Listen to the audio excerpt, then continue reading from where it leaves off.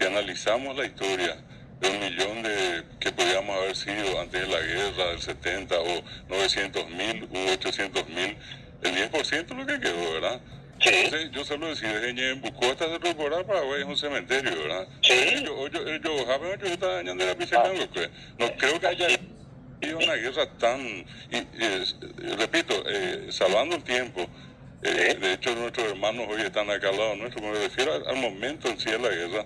Y allí tenemos otra experiencia, que esas mujeres ayudaron a la reconstrucción del Paraguay, y esos hijos de ellas volvieron a combatir en el Chaco, General 30 muertos otra vez allí. Otra vez, justamente iba a decirte esto, Jara, también en el Chaco Perejo, Jape, Pretopá, vainilla cerdida, ella conectaba la pilecue, mortero, nido de ametralladora, increíble.